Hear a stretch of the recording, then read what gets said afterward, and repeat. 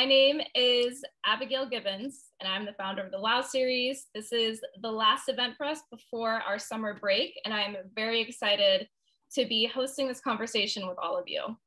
I'm going to go ahead and get our introduction, our panel discussion started, but I know that many of you are joining also as we start here in the first few minutes.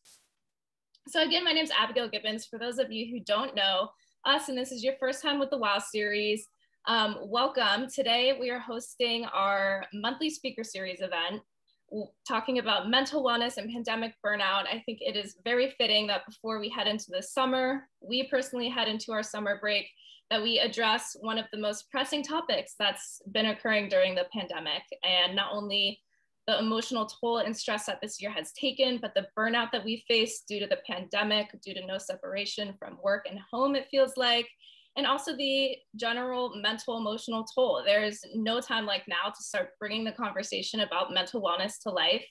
I know I personally experienced a very heavy time when the pandemic first started, and that's what really inspired me to host this event, because I know that I was not the only one who struggled with depression and anxiety, especially during lockdown, and was really forced to go to therapy and figure out what were the root of these issues. Why was I feeling this way? And it really did change my life and give me a whole new perspective on navigating hard times in the pandemic, difficult conversations. It helps me use how to use my own voice. And we are here to bring all of that to you and give you at least some quick tips and advice from our speakers that we hope you can take with you well beyond this event, but also really dive into how we can be better leaders, better friends, better allies when we address mental wellness and have these tools.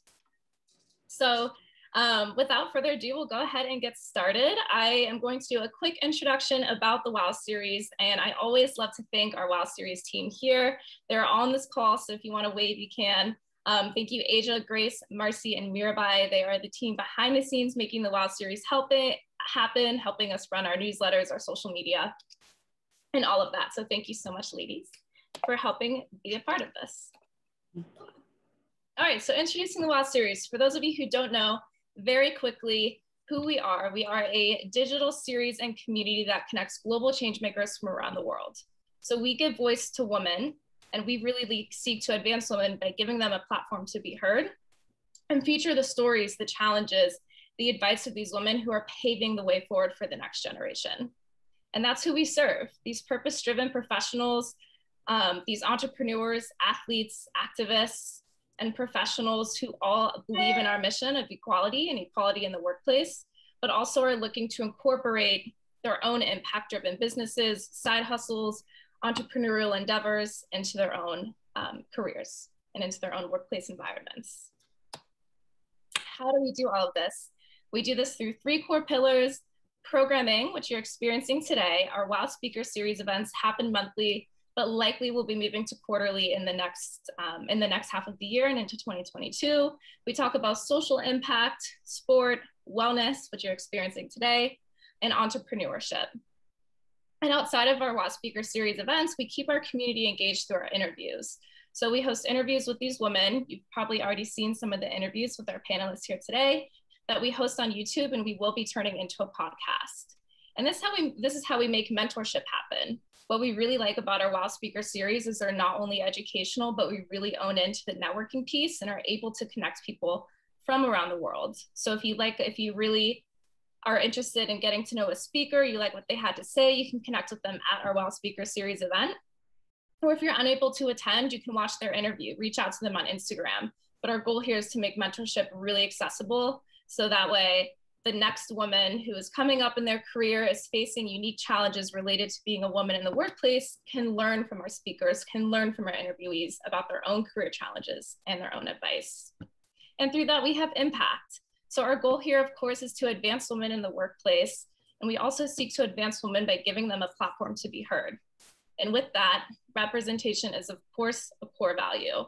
We know that we can't truly advance the next generation, that we truly can't advance women if we're not giving everyone a platform to be heard, and we're not giving everyone a chance to see themselves, whether it be culturally, professionally, based on the industry or where they grew up or where they came from.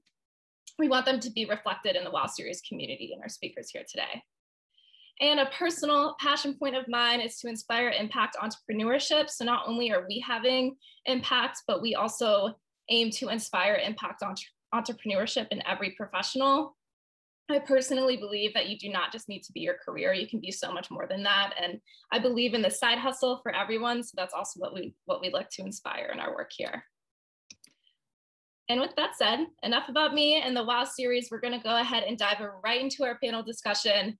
Before we do so, I wanted to touch on a couple things.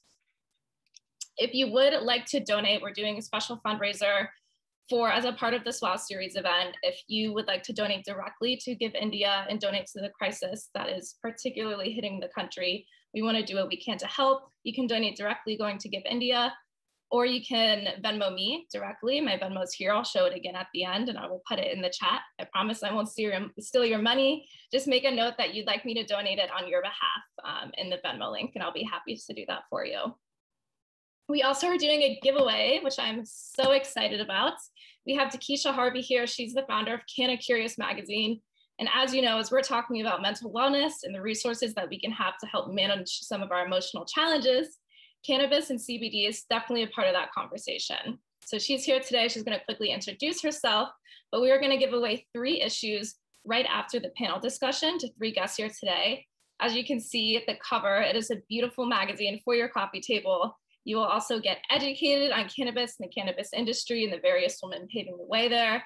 And most importantly, it's a great conversation starter. You have this beautiful magazine on your coffee table. Someone walks in and they're like, kind of curious, what's this? So you can talk to them about it. Now, before we get into our speaker introductions and the discussion, Keisha, I'd love for you to quickly introduce yourself and about Kinda Curious. Hi, I am Takesha Harvey. I am one of the co-founders of Kinda Curious magazine, and our editorial director, Kanisha Karaya, is actually on the call as well. We're so happy to be a part of this. So Kinda Curious, here's the beautiful print edition. We started as a digital publication last September, and we are just really thrilled at the engagement that we've received so far. Our goal at Kinda Curious is to normalize cannabis lifestyle for women through fact-based information, relatable personal stories, and verified products. And our goal is really to enlighten women about the ways that cannabis and CBD can impact their lives, everything from beauty to sex to health and wellness and so much more. We really just want to showcase to women in an approachable way how this plant can be used and integrated in their lives, reduce the stigma, and increase, just get everyone informed so they can make educated decisions for themselves. So we are really excited to be a part of, even Mental Wellness Month. And one of our writers, contributing writers who did, I think, 3 stories in our latest issues is on the panel, Elena, and she did such a great job. And I'm excited to basically be a part of the conversation. And we're just, again, opening up women's eyes to, educate them about the variety of ways both cannabis and CBD can help impact mental wellness as well as, wellness in general. So that's us. You can follow us on @CannaCuriousMag or find a free digital copy on CannaCuriousMag.com. Perfect. Thank you, Keisha. And a fantastic segue in, because that brings me to my next point. You'll see here on the bottom of the screen that if you'd like to, please put in the chat your name, your location, and links to your Instagram or LinkedIn. So Keisha, please feel free to put in the links to yourself and Kinda Curious to give everyone a follow. One of my favorite parts about our new virtual world, of course, there are many disadvantages. We miss seeing each other in person, but 1, we can literally call in from all around the country and world. And 2, we can easily connect with each other socially through LinkedIn by utilizing the chat here, and can quickly tap and send each other a link or a follow. So Keisha did a great job putting hers in there. I will put mine in as well. Speakers, if you'd like to, in between introductions, that'd be great. And please feel free to engage and use the chat during our event. We always have people commenting their personal experiences, questions in the moment. Yes, no, I agree, this is fantastic, or why didn't you address this? So please feel free to get that conversation started on the chat, even before our networking session. So I will give everyone a moment to go ahead and input their information. You can see mine as an example.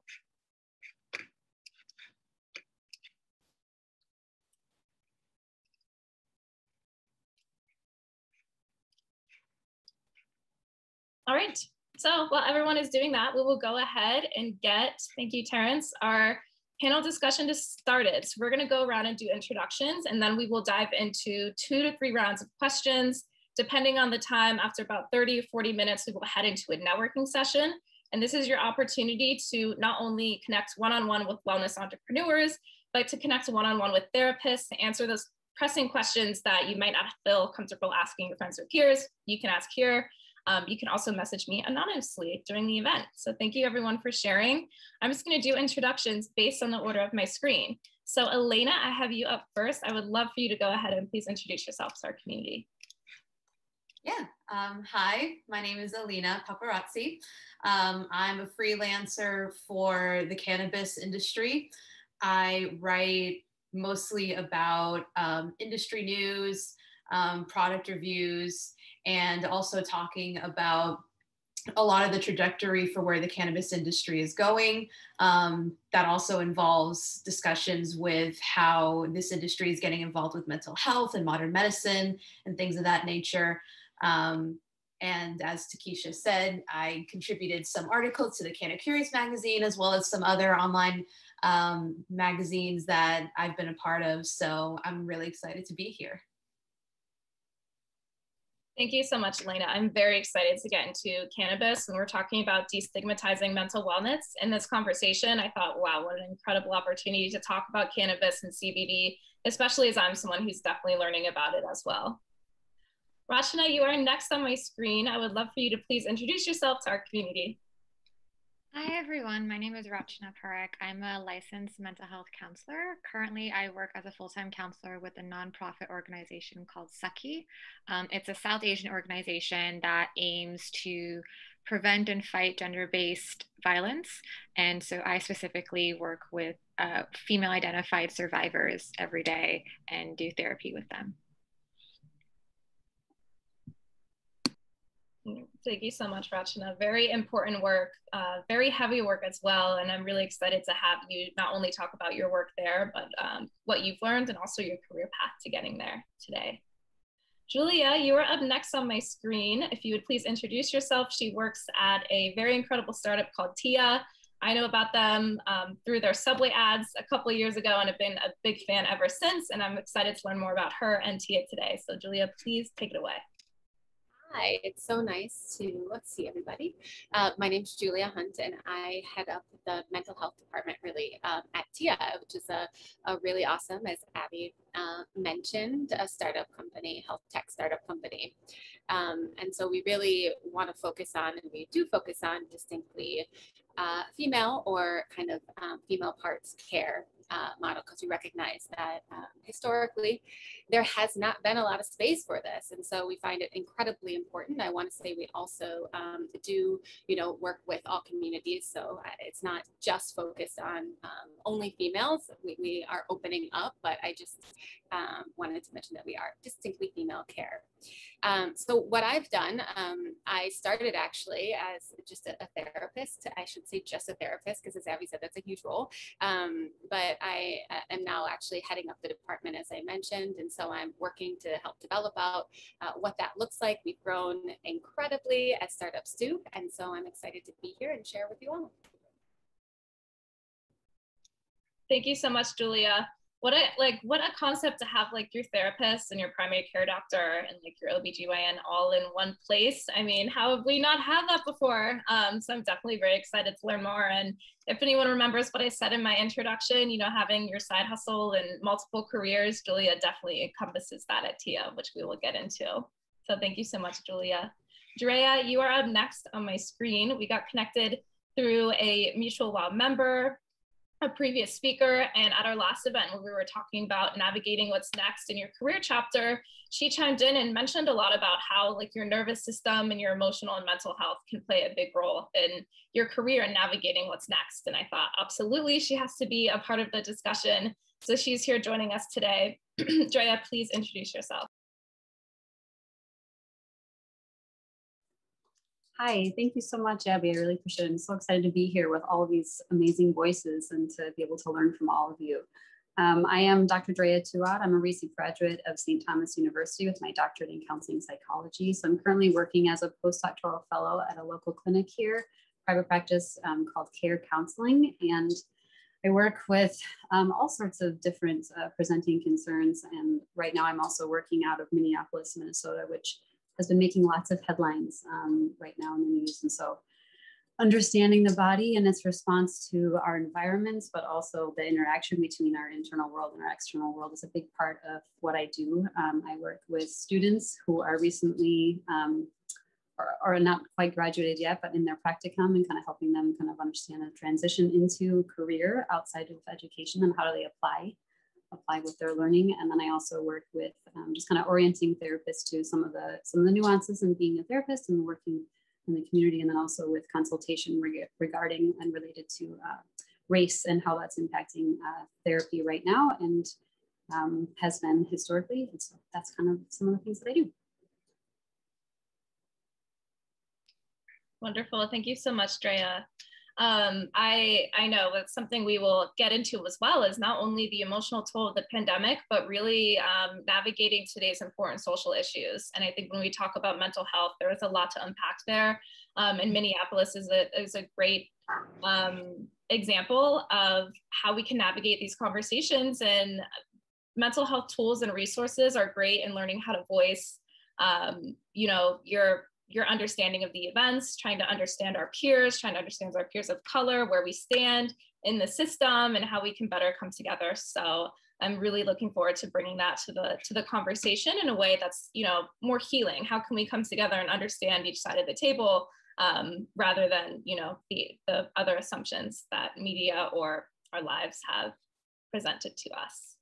And finally, we are going to introduce our last panelist today. She's a dear friend of mine.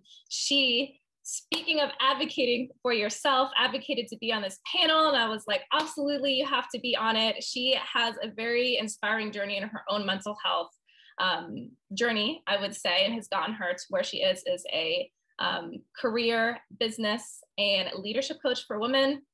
I will let her introduce herself and we'll dive into more of her story in the panel.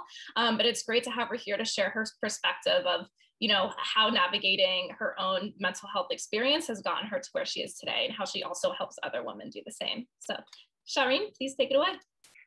Thank you so much. That was a beautiful introduction. But I am Shireen. You can also call me Shah. I am a leadership and business coach. I help entrepreneurs, women of color, gain control over their business and life by bossing up. I have always had a passion for working with women and especially women of color because I am South Asian. So, it's something that resonates with me and it's close to home. I'm also completing my degree in psychology so I can become a licensed therapist. So we can talk more about that later, but, I'm excited to be a part of this panel and I'm really excited to share this platform with all these powerful women. Oh, oops, I wasn't muted. Thank you so much, Shah. All right, so unless anyone else has any other questions or comments that they want to chime in, you feel free to put in the chat or ask now. And without further ado, we're going to get into our panel discussion. Just going to popcorn through each speaker. And we are going to start with the most curious subject here, which is cannabis. So Elena, I'm going to pass it to you for our first question. And I would love to hear more about we talked a little bit about this in your interview, but your role to really becoming more of a full-time cannabis writer happened as a result of the pandemic. So you experienced firsthand what many of us have, which is the pandemic forced us for a loop in our careers. So I would love to hear if you have any advice for other professionals here who've also been forced into career transition and how you personally navigated that. Yeah, so thankfully for most of the pandemic, I was able to work, even switch different jobs within that time. But, this kind of a situation makes you realize that your own income from a full-time job sometimes is not going to be enough. Unfortunately, that is the case for some people. So thankfully, I was able to transition the skills I have with writing into doing some freelance work on the side. But for people that aren't used to that kind of a lifestyle, which I understand. One of the things that is always helpful is to keep having a schedule for yourself, because, you know, with the way COVID threw everything, working from home and having to figure out an entirely different new schedule of how your day went, you know, if you had kids at home, or if your spouse or someone else in your house wasn't working as well, and so you're having to navigate all of these different areas, it's hard to keep that schedule going.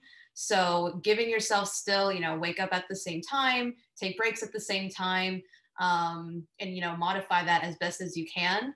And still try to maintain your boundaries at home, or from what you're doing at home, from what you're doing with your work.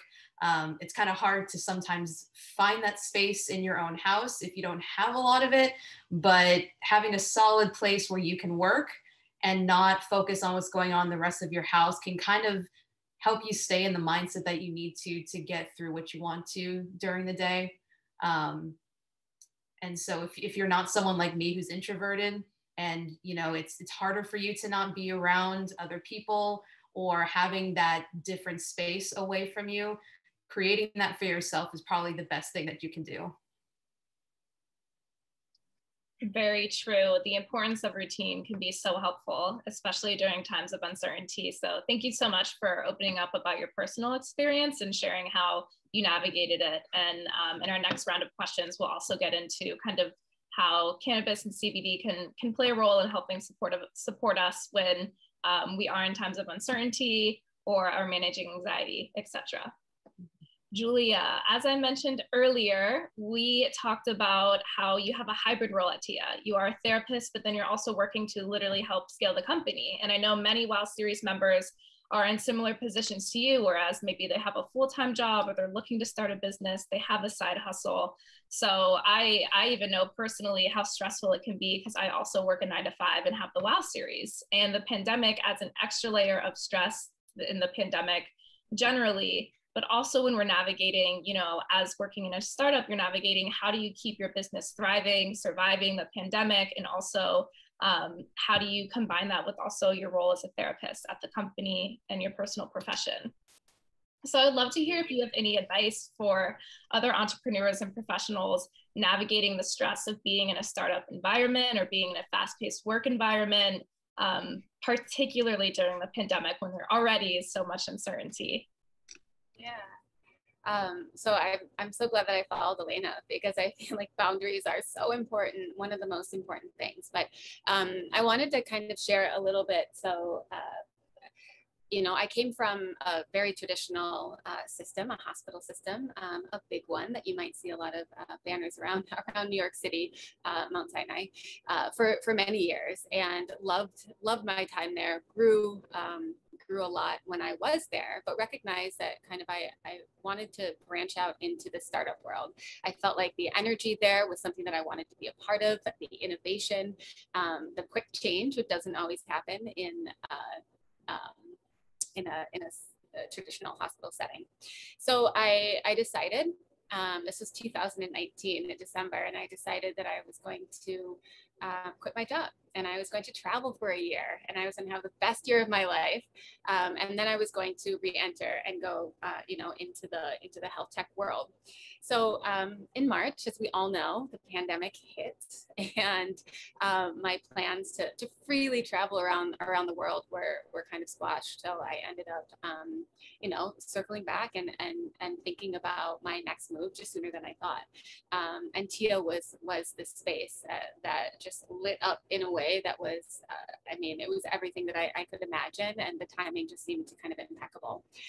So as I mentioned before, you know, I just quickly started just seeing patients regularly. I think like Elena, I was also had a couple of jobs. So doing a couple of things at a time, and then quickly ramped up into springing forward and this hybrid kind of position, where now I'm able to kind of curate and support others who are now joining, other therapists who are now joining. So I think one of the biggest things that I have recognized in growing in this space is, one, yes, innovation is awesome and it's there in this kind of startup world, but it also can rapidly move and kind of push forward in ways that you have to kind of slow the reins. And going back to this concept of boundary setting, I think is just really important. Just overall establishing routine, again, like Elena said, I think it's really important. One thing for me that I do to alleviate stress just overall is I really need to move. I think that it's an understatement, the power of movement and actually, you know, getting those endorphins kind of running, and what that can do to shift our mood and to really kind of place set or you know, kind of level set us back into the work.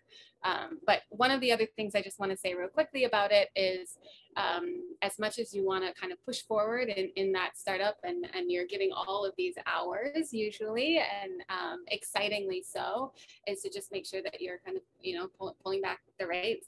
Don't be afraid to ask. This is an interesting time. I know a lot of startups are remote or have been remote, but this is and it was for me, a fully remote year.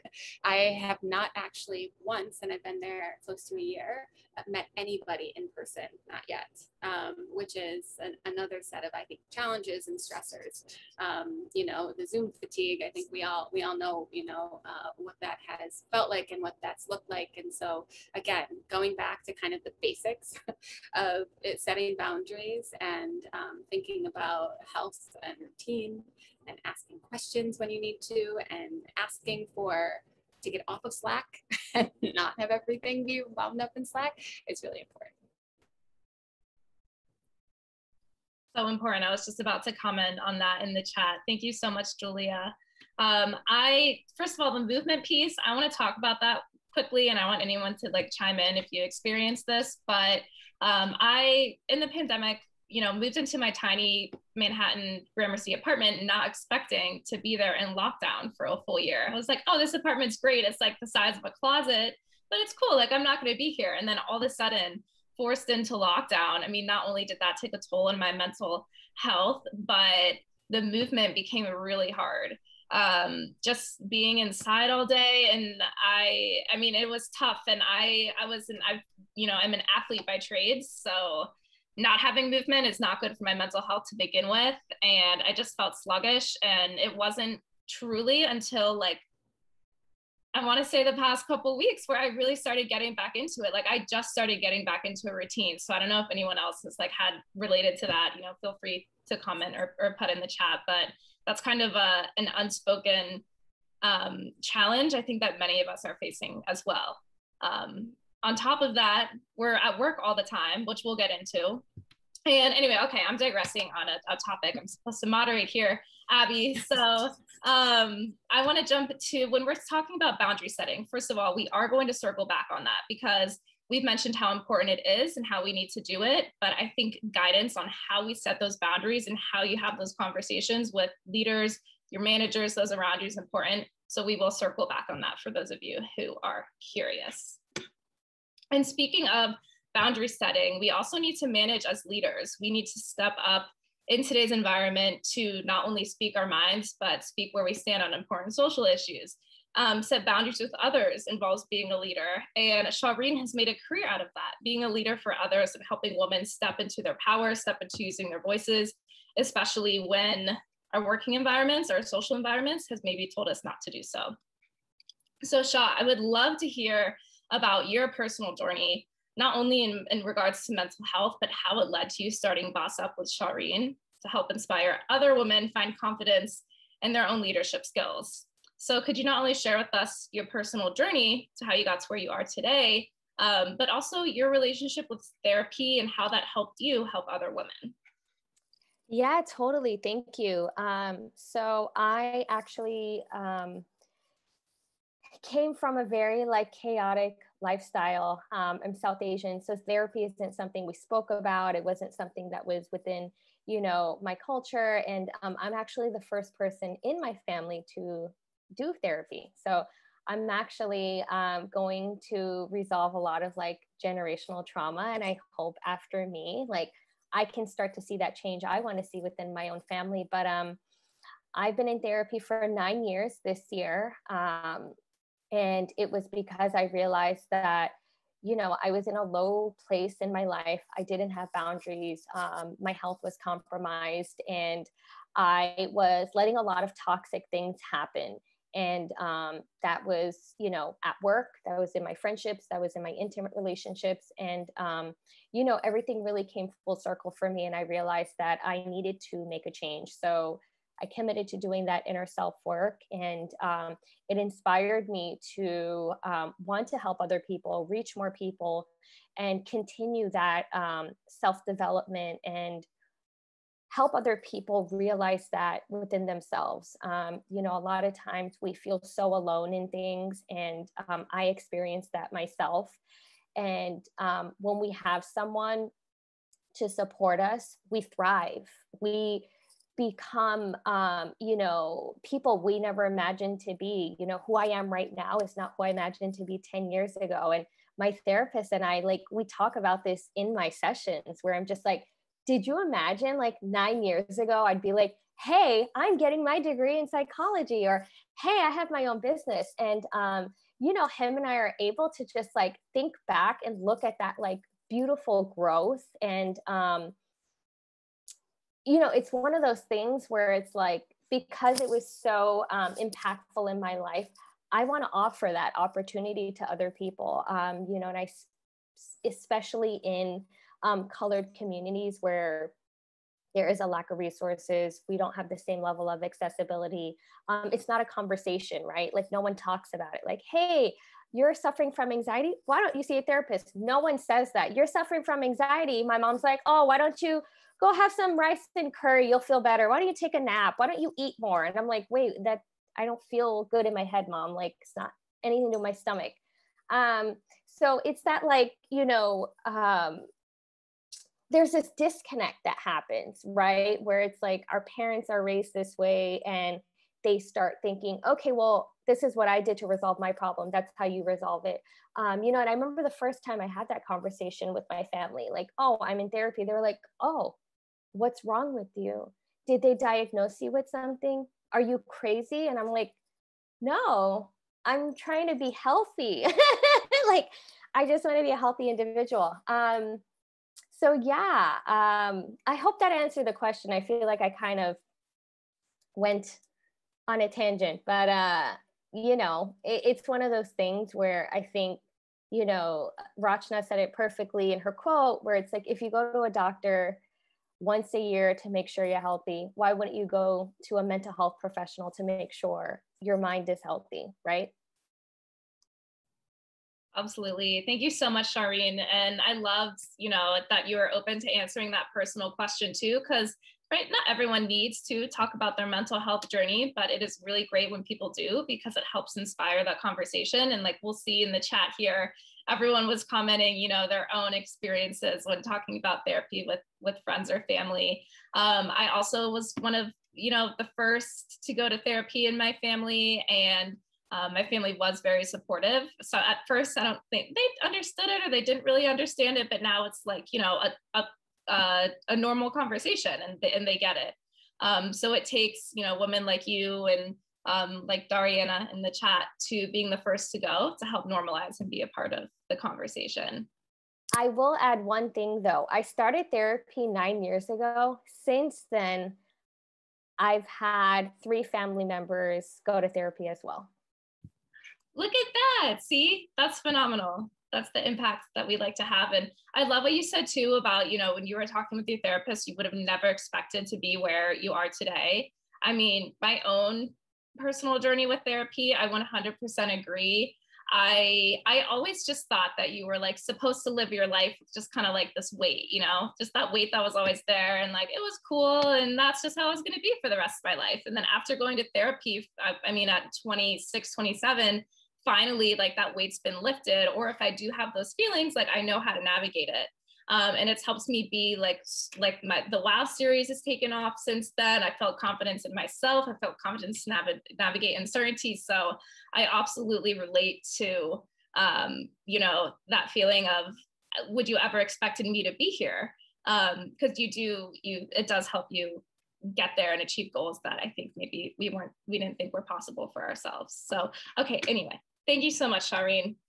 And as we're talking about leadership, I also want to talk about not only finding leadership within ourselves, but also as managers, communicating with managers. We also need to develop our leadership skills to have conversations with them and to also be the best leaders that we can be. So Drea, I wanted to pass our next question to you. Many managers are navigating emotions during the pandemic. So do you have any advice for managers here, for business owners here, for anyone who's navigating any type of team and leading them? Do you have advice as they kind of manage the various expectations, opinions, stresses, anxieties of their team around them, especially as we integrate back into an office setting, we're starting to see each other in person? Yeah. First of all, I just wanted to say what I heard in the themes of Shireen as well as Abby. I just wanted to say I hear it's so validating and just makes my heart warm to know that in therapy you had this feeling or experience of like empowerment, and it sounds like also maybe some freedom too, and that just is really great to hear. So there's a lot going on for managers because it's kind of like you're trying to navigate leading people or kind of seeing people, hearing people through a process that you've never been through yourself. And so that's been one of the themes in therapy this last year is like, how do you navigate doing things yourself while you're also trying to support your clients going through them as well? And so that's been a significant challenge. I think that is the case for managers right now. When I think about anxiety or stress, I think about the existential question, right? So like the existential question is like, we don't know what's going to happen next. The world's life is ambiguous. The future is ambiguous. And so our brains try to organize information and create expectations and beliefs about the world that try to protect us from that because this can be so overwhelming to the nervous system. And so I think as we're looking at stress and anxiety about moving into these new spaces, I think it's important to understand that the pandemic has sort of removed that protective barrier that's told us that life can be, we can predict, we can. So now we're left with this unpredictable experience. And I think oftentimes in many cultures or in many experiences that emotion is not well understood. And sometimes there can be fear around it. Like, what does it mean? Like if an emotion comes up, will it stick around? How long will it stick around? Can we navigate it? Can we manage it? And anxiety and stress are the same thing. The body has a reaction. The nervous system gets activated. It's trying to decide, can I survive this moment? And can I get through it? And then how do I decide to show up in this moment? So you have anything from a small stress response, the heart rate increasing, to I'm having a full-blown panic attack in this moment, or in that dorsal activation in the nervous system, kind of in the belly area, you have this sort of like, I'm completely frozen and I'm stuck in this moment. So how on earth is a manager who's probably raised in the same cultural beliefs and expectations that are protecting us from this existential experience of an ambiguous future when maybe they haven't gone through it themselves? So my thoughts are, one, find a mentor, find a therapist who can kind of help unpack what is an emotion, how do I navigate this, how do I communicate about this? And then two, knowing that emotions are normal, they're common, and they're not permanent. They're not a permanent reality. And so sitting with someone, allowing the body to be calm and to be able to take those deep breaths that you need to allow the nervous system to stay peaceful can go a long way in terms of navigating when you're as a manager, the people that are around you are feeling anxious or worried. I think too, what the things are not said are still felt. And so being able to name that and saying, modeling like, hey, this is new to me too. I don't really know how to get through this. And so let's kind of explore this together. What do you need? What can I do to kind of help you process this? And what resources can I help to that? I think too, there was a recent article in April 1st from the APA. And there was a doctor there who said, I love this quote, so I'm just going to read it to you verbatim, but she was the APA's advisory committee for colleague assistance. And she said, if I recognize that the well-being of my colleague is related to my leadership as a division chair or director of training, it becomes my responsibility to set policy that protects the well-being of those that work for me. So I think understanding what the body needs, what our emotion, and how do we set that standard or model that for people and really advocate for the people that work for us is really important. Thank you so much, Drea. That I loved all of that and really related to it too. And I think just even breaking down like what anxiety is and how it happens, because I mean, I know for me to this day, sometimes I still won't even notice when I'm having anxiety, you know, and just being able to slow down and recognize that has been very helpful. And I love what you said about having a mentor. We often think about mentors only in the space of our professional careers, but having a mentor to help us, like a therapist or whoever it might be, to kind of help us and be a soundboard for our mental health is so important. And, you know, Shireen has been a great example of that for me and really helping me like recognize, wait, Abby, you need to handle this, or you need to address this, or you need to say something. So that is a great advice.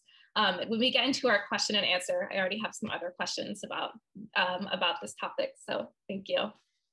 Rachana, I'm going to pass our last round of questions for this first round to you. And as we're talking about leadership, we're also talking about managing our careers and life back into the office, finding mentors. So much of our careers and lifestyle have become intertwined now, especially as we are working from home. And it's forced a lot of us, as Elena even mentioned in her story, to reflect on our personal goals, passions, and needs. Are they being met? Are we interested in switching careers? And what I love about your story that I learned in our interview is that you also took a career path that was less understood among your family. And that can be challenging in itself in navigating an untraditional career path that, you know, those close to us might not understand. So I would love for you to share your advice for other professionals who have maybe reflected on the pandemic about wanting to do something different, that maybe is the road less traveled. Do you have advice for them who are looking to make that career transition as well?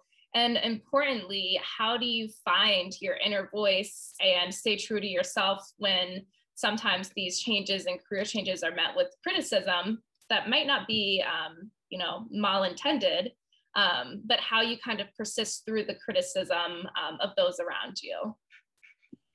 Yeah, absolutely. So just for some context, I come from a South Asian community, a South Asian family, Indian family specifically. And as Shah actually talked about earlier, mental health is not really a conversation in the community. It's not really a concept that's ever even talked about.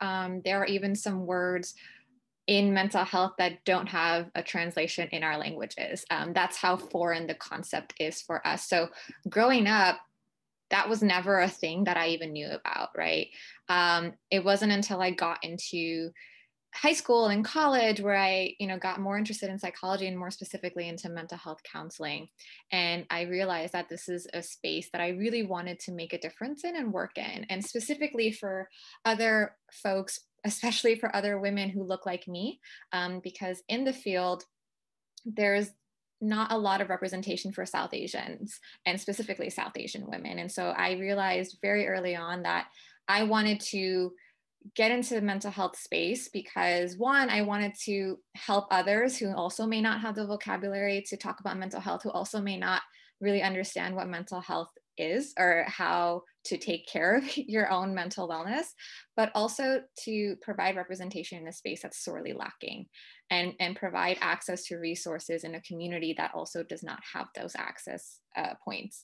So even just within my own family, I'm not only the only one in therapy, but I'm also the only one in a field that's not traditional for the community, right? So being a therapist till this day, there are still folks who don't really know what that means.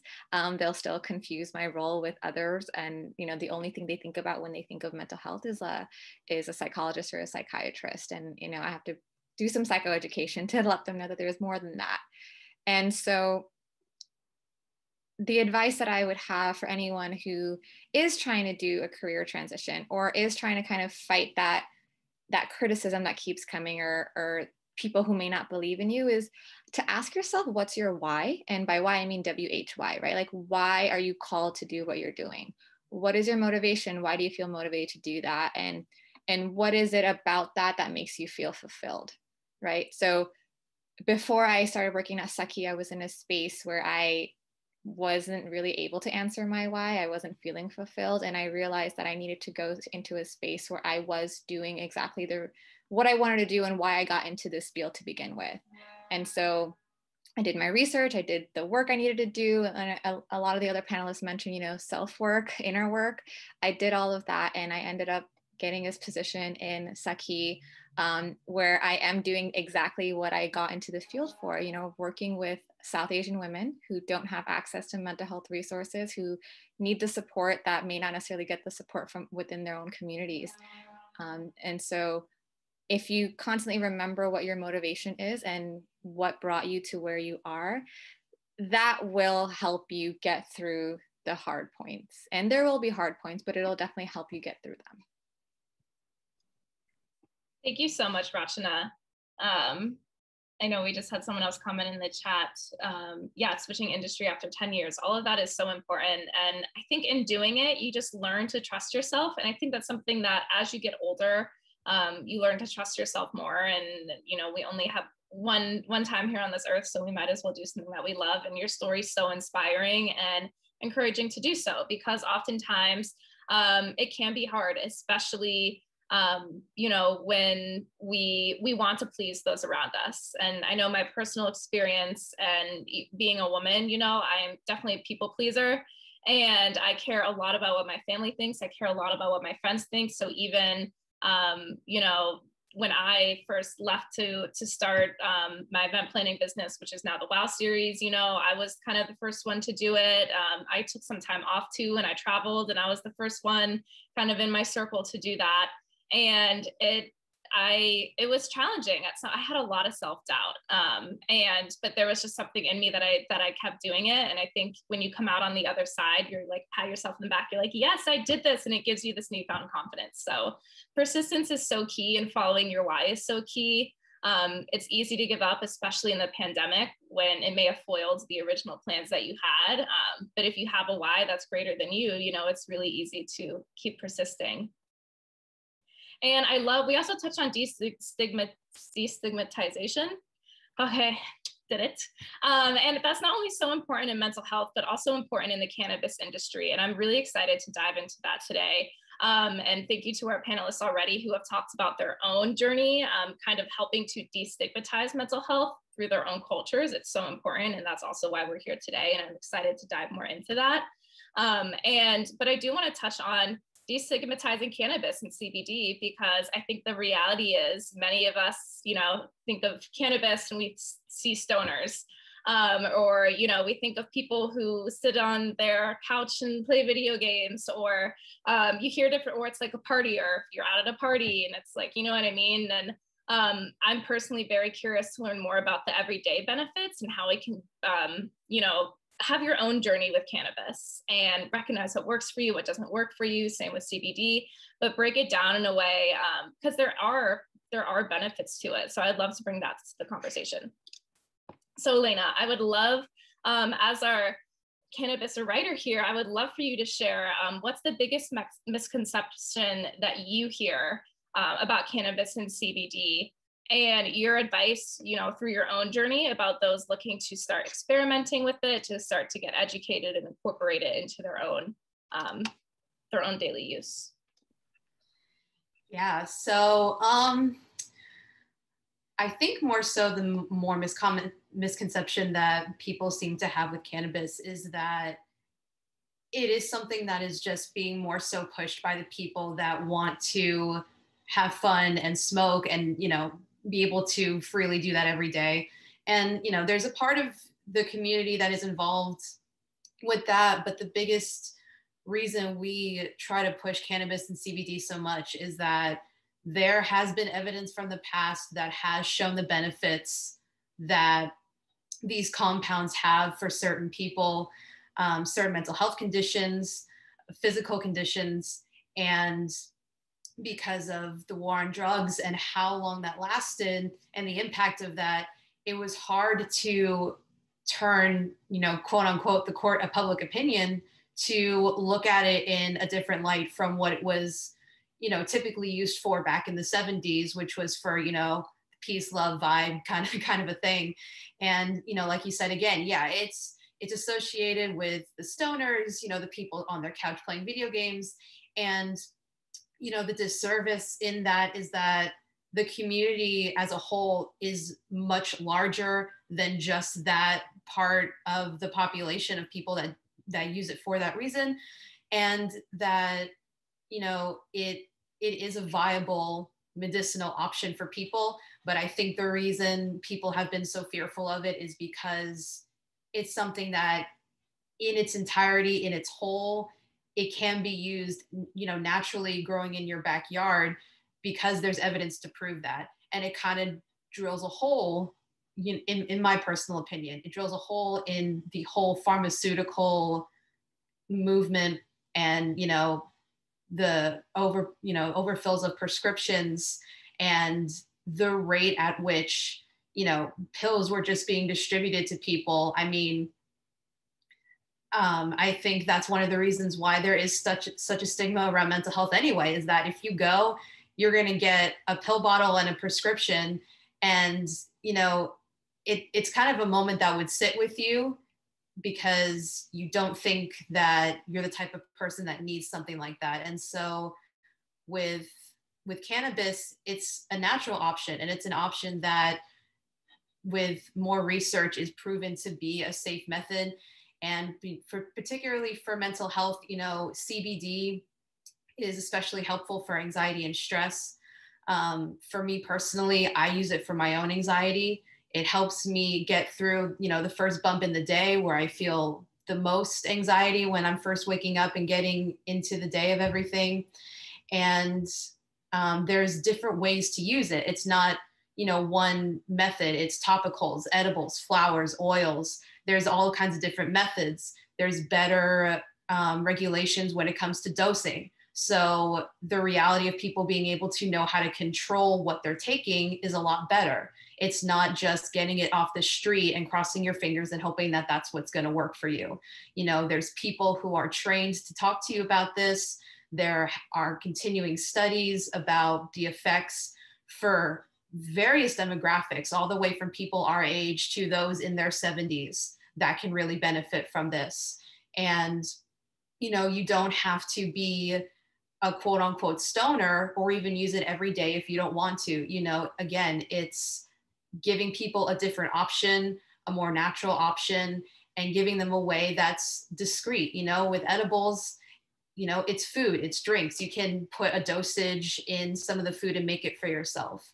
It's not just taking a pill every day, which again, if people do that, they're more, more power to them. It's not about trying to dismantle that method altogether. It's just giving others an option and realizing that, mental health is more than just handing over a piece of paper with a prescription and hoping that maybe that's going to solve it for you. There's more to it than just that. And cannabis can be a good component, just like with other medications, to therapy and, fixing your diet and doing all of these things that holistically are going to improve your mental health and your well-being.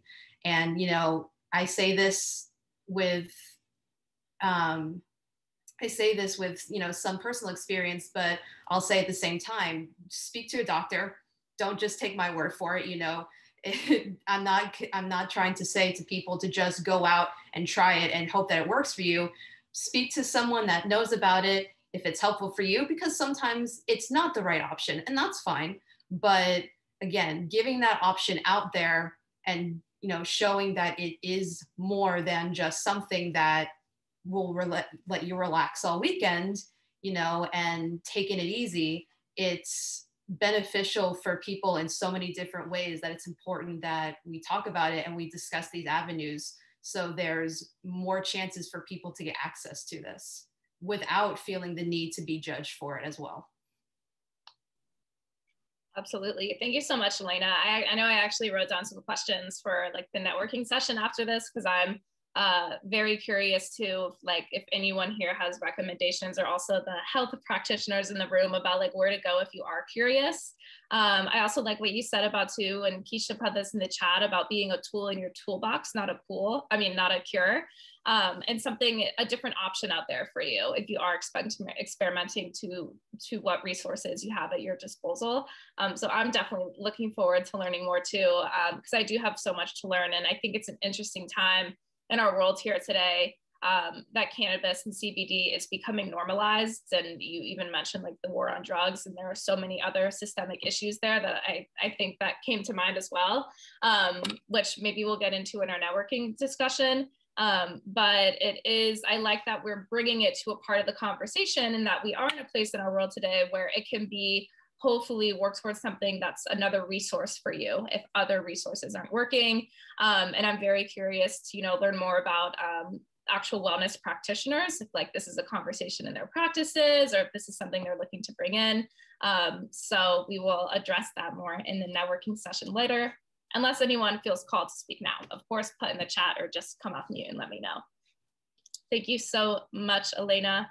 And I also want to jump into when we're talking about anxiety and managing it, and we get kind of like that tense feeling in our stomach, we feel our heart rate start to go, and I know that CBD is, I've tried it a couple times too, and I've had that with different like products in my friend's network, but this reminded me of when last weekend I went out to a beer garden with a couple of my friends here, and the world's starting to open up here in New York. Many people are getting vaccinated. So at the restaurant, there were a lot more people sitting there, and totally unexpected, we were all kind of feeling like overstimulated. I know even I randomly started to get, that feeling of anxiety, and I thought, why is this? And we talked and we're like, oh, I think it's because we're around so many people. Like, we are not used to this. So reintegration is a big part of this discussion too, when we're talking about mental health. We've been forced to manage our mental health in lockdown, but what does it look like as we reintegrate back to a normal world? So Julia, I would love to ask you if you have advice for how we can manage reintegration or reintegration anxieties, and notice when these feelings start to appear and arise as we're returning to somewhat of a new normal. I think it's really important, just thinking about this concept of reintegration, that, like you said, we all actually had to go through a huge shift in just entering into the pandemic, and just recognizing that we did do that, and we did it together in some ways. I'm not saying it was easy, but we were able to get through that, to some extent. And now we're thinking about reintegration, which is bizarre and awesome, and quite anxiety provoking as well. One of the things that I tend to tell my patients is I really lean on a strengths-based perspective. So leaning into your strengths, and quite honestly, I think that even us having already shifted so quickly in and now out of something is a strength, and that maybe even thinking about just perspective shifting a little bit. Another thing that I think is really important. Not always easy, I recognize that, and anxiety is really real, but sometimes just shifting the perspective can be helpful. So yes, it's going to be scary, but what about also thinking about how we're going to be able to maybe choose what to reincorporate into our lives. I think that there's been such a deficit in so many ways, but it's also created a space for all of us to kind of lean into and recognize some of the things that we really enjoyed, and maybe some of the things that we really didn't miss that much, and having an opportunity, a wild opportunity, because maybe this might not happen too many times, hopefully, in our lifetimes, but to really think about what we want to incorporate it and how we want to incorporate it. So in this conversation around kind of anxiety, often what comes up is this feeling of lack of control. And so that's one thing, that perspective shift in terms of what do you want to kind of pull on to reintegrate into your life, and how. I think one of the things that this idea, this concept of reintegration, especially in the workplace, you might not have a lot of control over. Do I go back? Can I come back?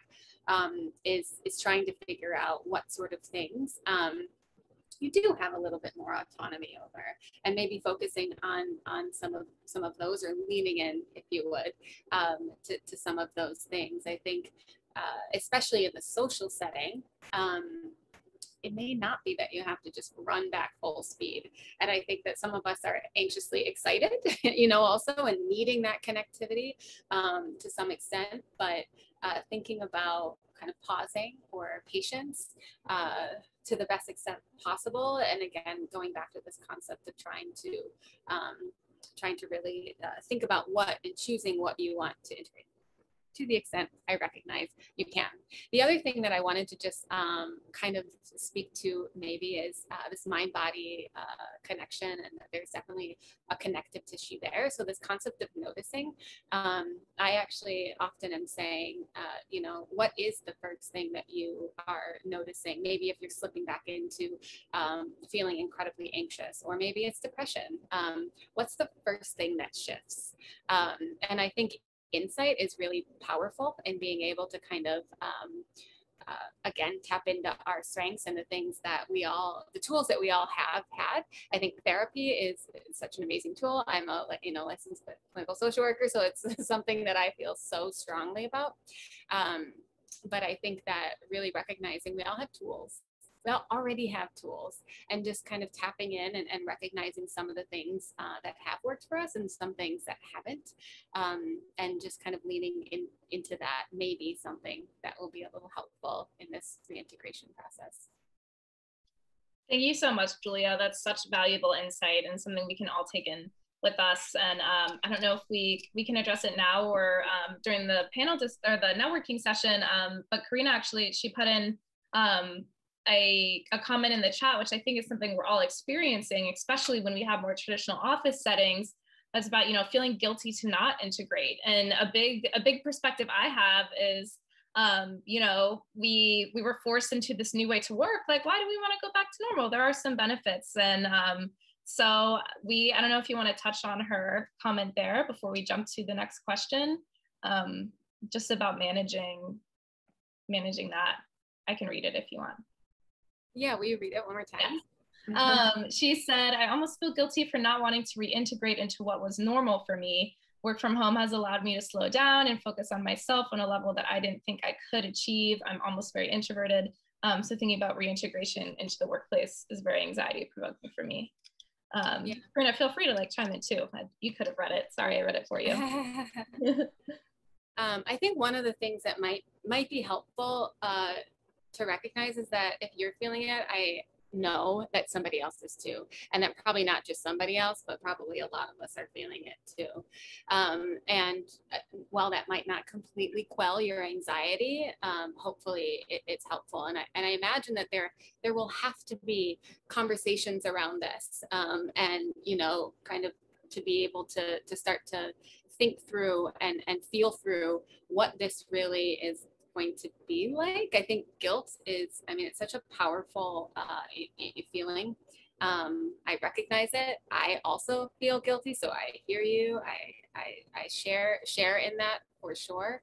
But I think we are all, and we have been kind of challenging what the concept of normal is, quite frankly. And yeah, I guess I would just say you're not alone. I don't know if I have the answer. I don't know if there is an answer, but I think hopefully recognizing that you won't be the only one who's feeling that. We all are.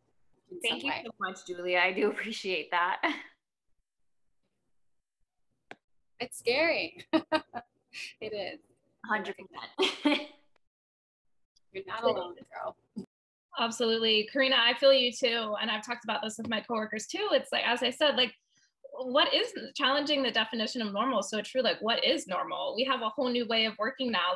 Why we need, hopefully we can find some type of hybrid. And this actually leads me to a question that I want to pass to Drea that I have lined up for her. And it talks about boundary setting, as we mentioned earlier. So I think as we're having these feelings of feeling anxious about going back to the office, we're challenging the idea of normal. We want to express this with our employers. We want to express this with those around us. And so that's where I think speaking up, finding your voice is very important, but also learning how to communicate these boundaries, what's working for you. And I I also think this is important when we talk about the racial and social divide that's happening in our world today, addressing this with our employers, how we're like this, hey, this might be really heavy for me and I need to communicate with this with those around me. So in terms of how you voice and how you start to have these conversations, Drea, I would love your advice for starting to, how we can have a conversation that sets boundaries with those around us and voices these concerns.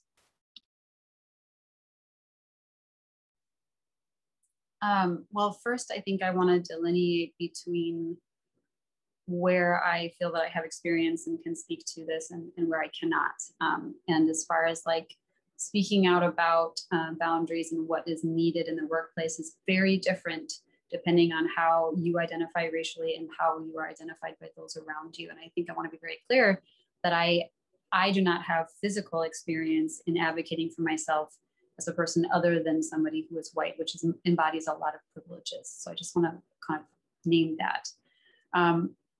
As far as how to have the conversation, I think what isn't said is still felt.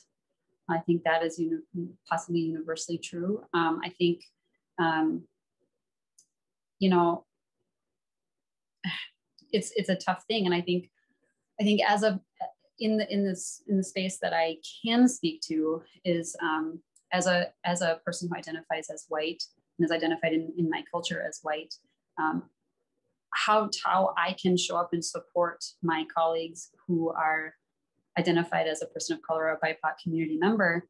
I can show up with advocacy. I can support what is being said because I think it's important to partner with people in terms of getting their needs met. And I think that's really important in the workplace.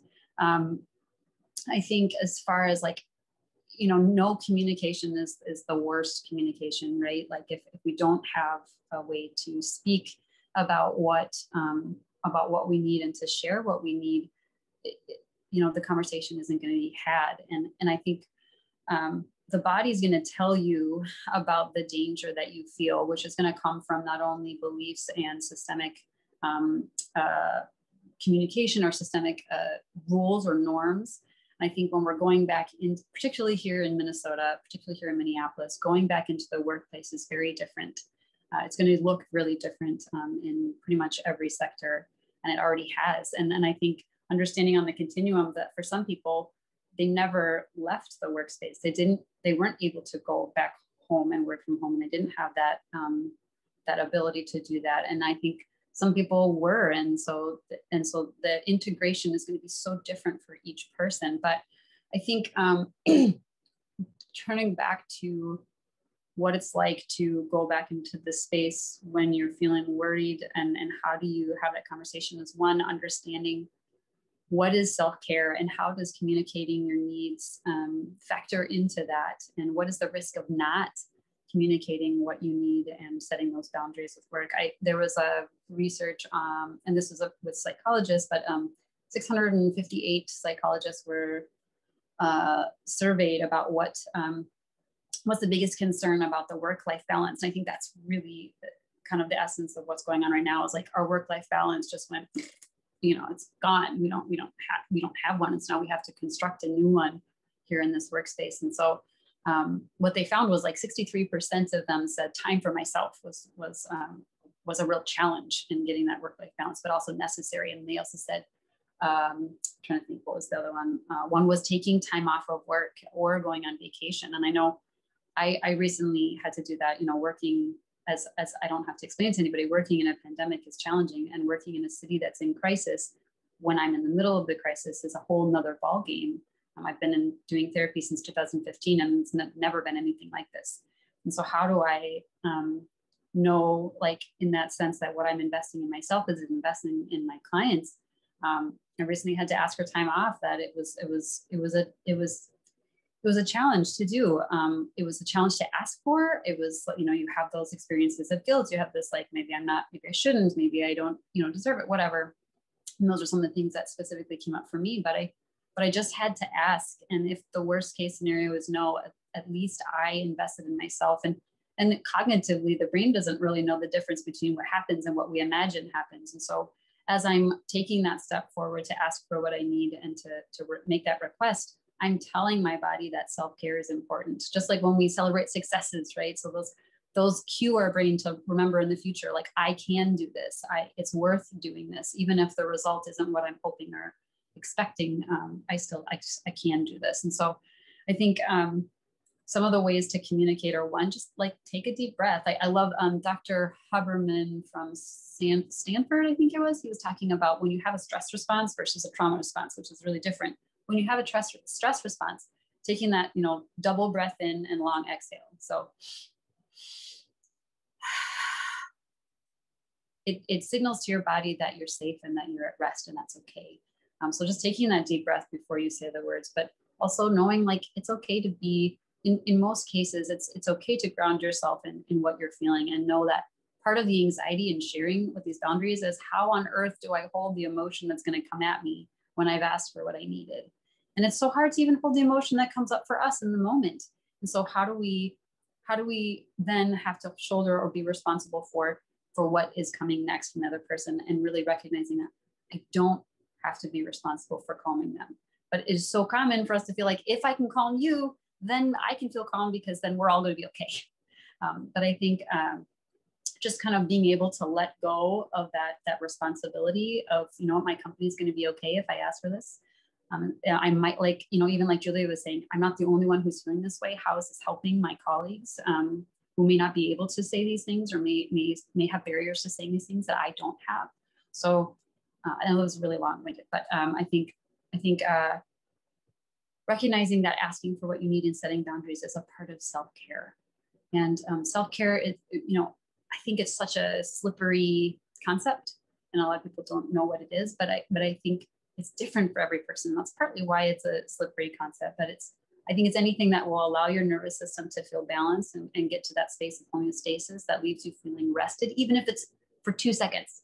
That is, you found your window of self-care, and you can grow that as you begin to kind of move through that space of, So I don't know. My thoughts are, how do you communicate that? One, practice self-compassion, be kind, notice what words are coming in your head. Notice that it's okay. You're doing this not just for you, but for a lot of people. You don't have to hold what comes at you next. Embrace flexibility. Know that what isn't important is how they respond. What is important is what I did, and how that cues myself and my body about my own experience. Celebrate it that you did it, even if you didn't get a great response. Just a hand over the heart. You did it. Like, look what you just did. Look what you can do. And then checking in with your support system afterwards if you need that. That's also really important. And I don't know. Just also, I think too, expectations are a part of protecting ourselves from the reality of the ambiguity of living. And so expectations are broken, and they feel strong. Sometimes they can feel like a broken heart, but they can be created just as easily as they feel broken. And so there's always another way, and you can always regroup. So I'm really long, sorry. No, that was wonderful. Thank you so much, Drea. That was a perfect answer. And I know I have a lot to say and transition into, but I actually want to pause because I don't know if any of the other panelists want to chime in or follow up with that or have thoughts. So that was a great answer.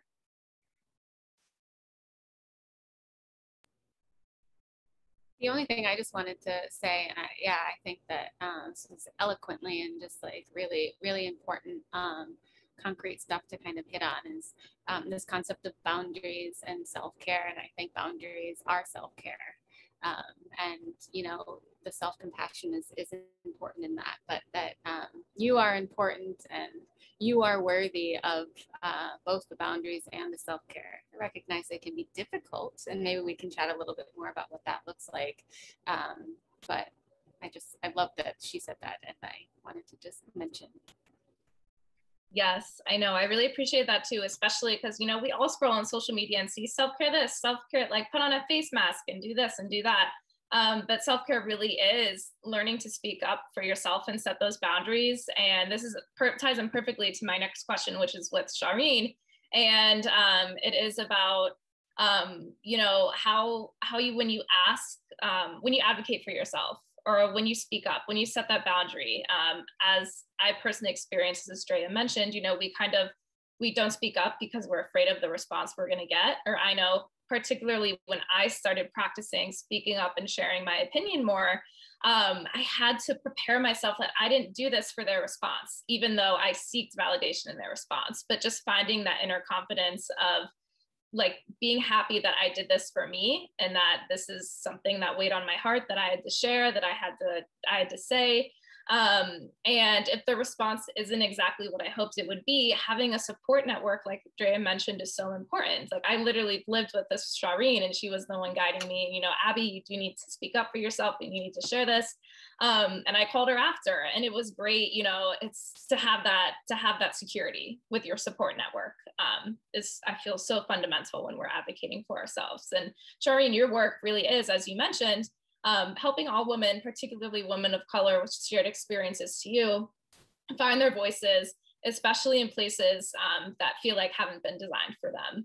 And knowing that they do have a seat at the table and you are worthy and you do have to speak up and advocate for yourself, be a leader, find confidence, which is what you do. So with women who you're working with, how do you advise them in finding their confidence when they feel that maybe the system, whatever environment they are in, does not value their opinions, or they have that belief that their opinions are not valued? How do you help them to overcome this and find their own confidence? Thank you, Abby, for those kind words. Like, you're totally just being my cheerleader right now, and I'm like blushing. You know, I remind women of their authority. We all have authority. We all have experience. We all are an expert in a field. And I think especially for women of color, sometimes we feel like we're not good enough. We don't look like everyone else. We're afraid of that judgment. And we have to remind ourselves that I have the authority to say what I want to say. I have the right to speak my truth. I am a human. And just because I'm, you know, a different ethnicity doesn't mean I shouldn't have the same opportunities as someone else, or that I should be dismissed or undervalued. You know, and I experienced this a lot working in fashion, where I worked for companies and I was the only like South Asian woman. And I worked with, you know, a lot of just like, you know, I had white managers, and I felt like, I'm not sure if they're understanding what I'm saying. And, you know, I had to remember that I have the right to speak up. And I got in a lot of trouble in a lot of jobs for speaking up because, you know, I don't take shit from nobody. I don't care who you are. My mom told me, speak up for yourself. If you don't like what someone does, tell them.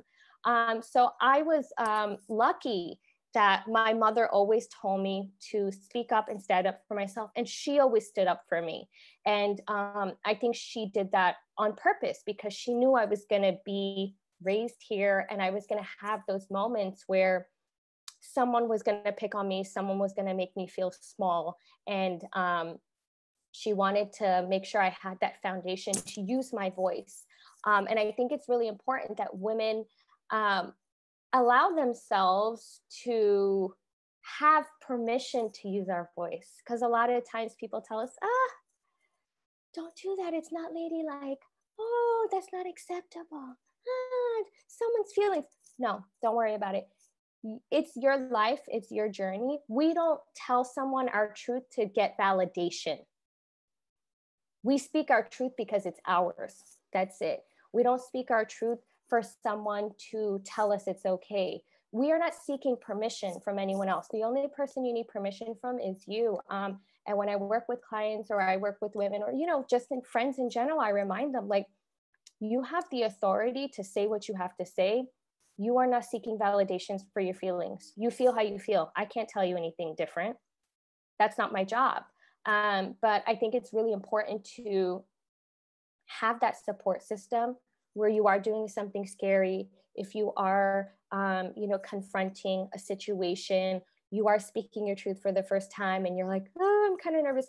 Have someone that's going to be able to like support you and catch you, right? Because sometimes our feelings get hurt.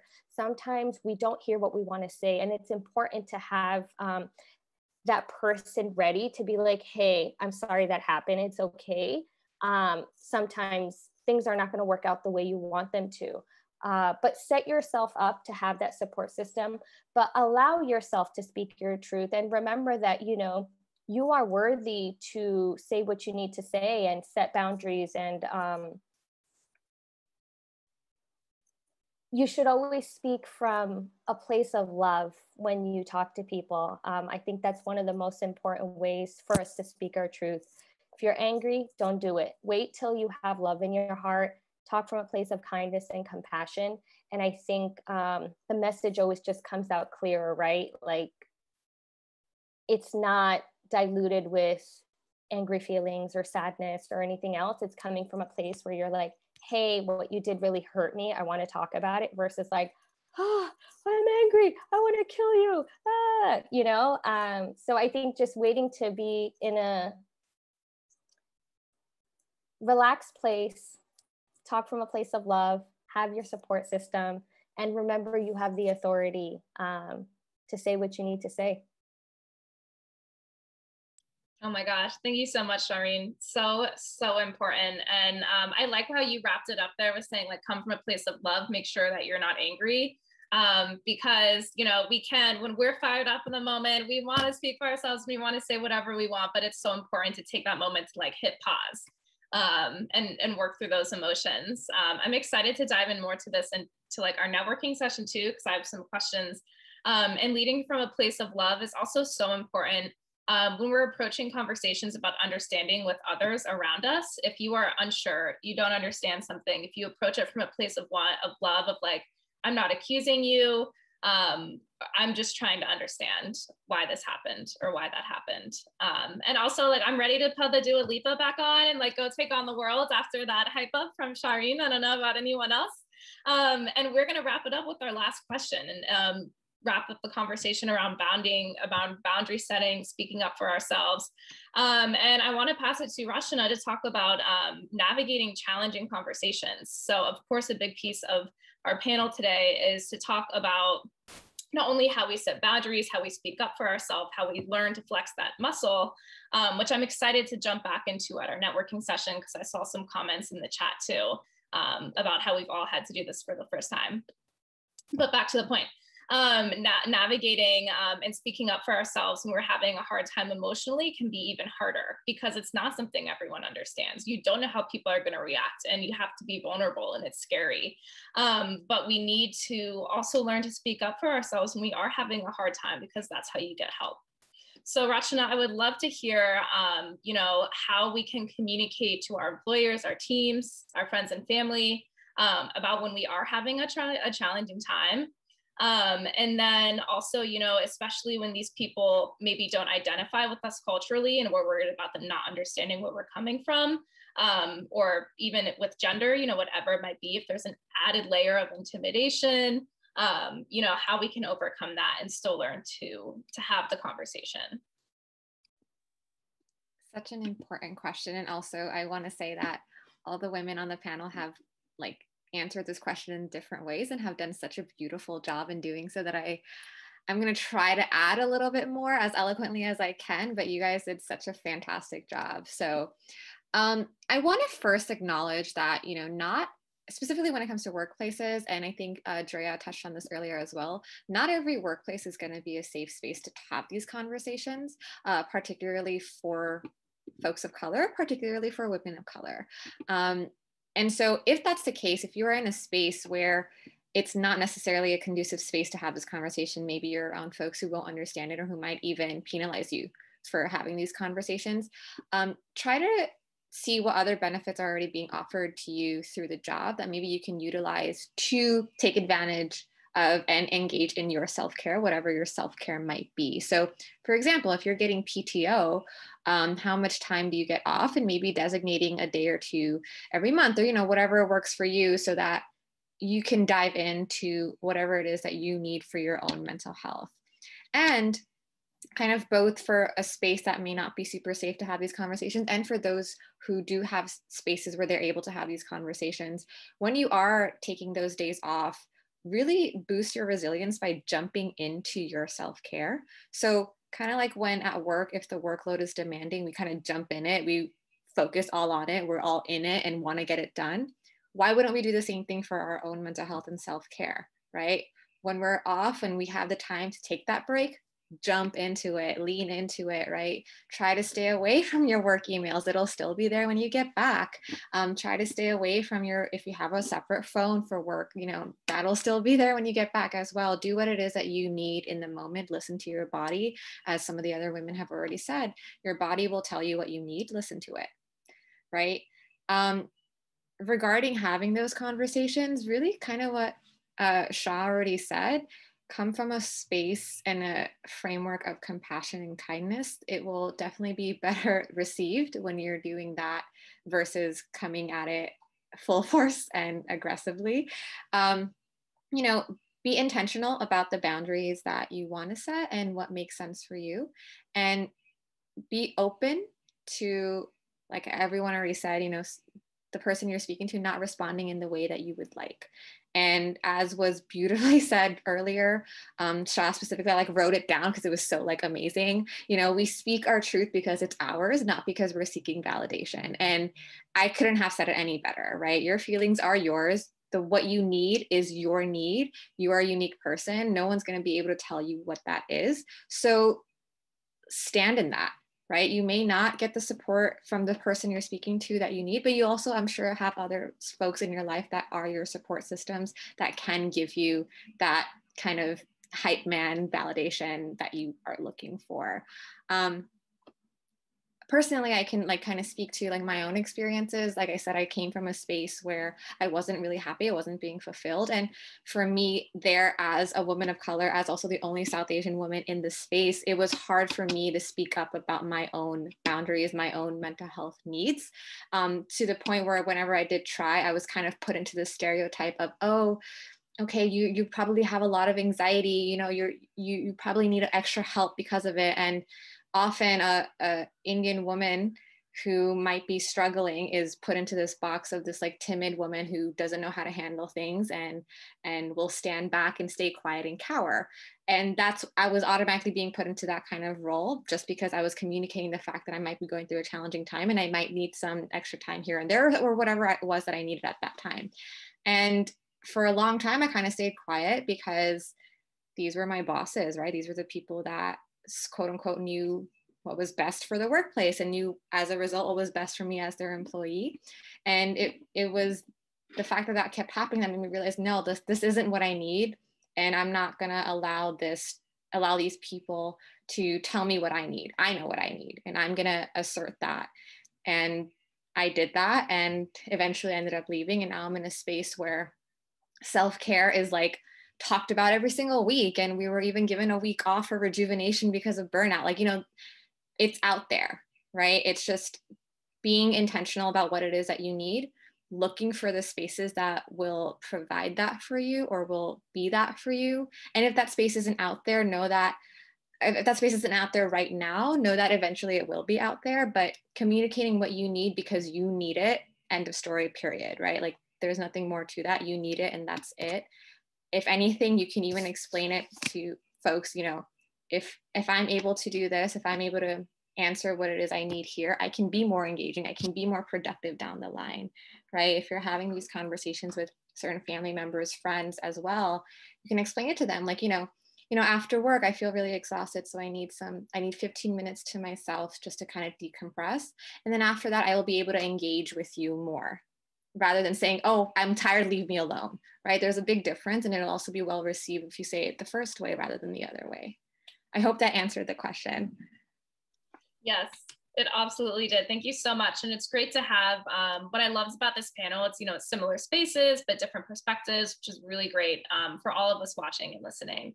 And it's so, what you touched on so many different points. And I feel like we could really go into not just having these conversations with our workplace, because it is so hard, especially in today's environment. And also we don't need to share everything with our employers, but we do need to advocate if we need more of something. So that balance is very interesting. Mirabai put in the chat about our employer gives us an unplug day, which is great rather than having to use PTO. But there are, so many different ways. And like, how do you communicate with your employer? Like, oh, we could use a day off. It's been a crazy year. So we'll get into that for everyone else who has questions. But thank you so much, Rachna, and thank you so much, everyone, all of our panelists and guests here who weren't afraid to share more honestly about their personal experiences. And we all come from different cultures and sides of the table here, and it's really phenomenal to learn about all of what everyone else has had to go through, and see where we can relate to that as well, you know, and see where we can find common understanding. So thank you so much for sharing. And I know it was very helpful for me too, when I take back to navigating worlds and the rest of the pandemic and in our new normal and navigating my mental health and speaking up for myself, especially, you know, as a leader here at the WOW series. That's been something I've been learning a lot about. So I want to leave it to our panelists if they have any last minute words of wisdom before we get into our networking session here. If they have any last minute advice that they want to share, I will just popcorn around and let you do so. And then for those of you who have questions, hang on. We'll exchange contact information, emails, and we'll get into more of a Q&A session.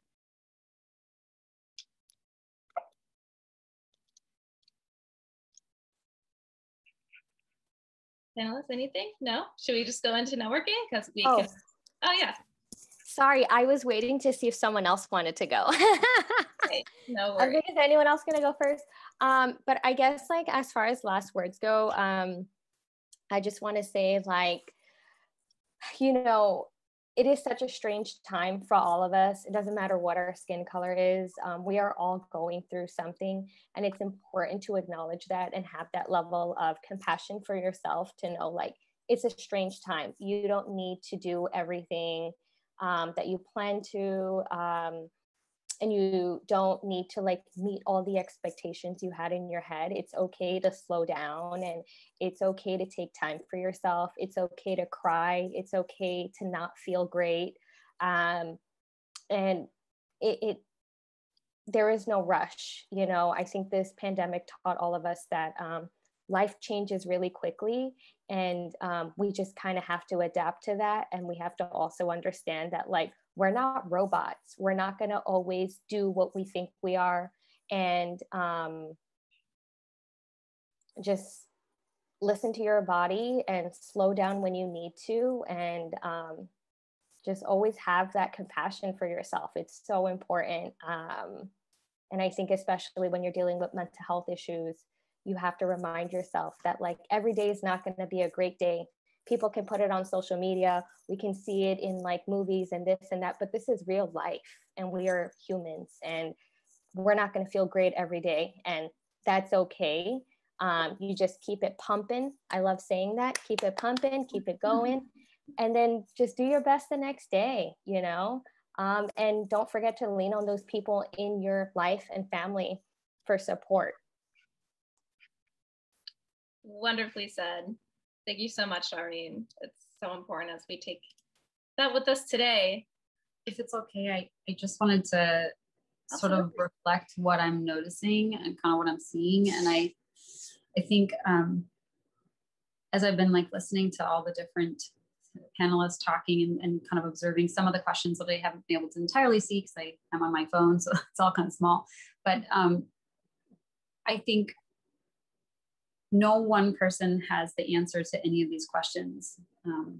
And we're only going to get through it together. And so I just think, as I was listening, I was thinking about like a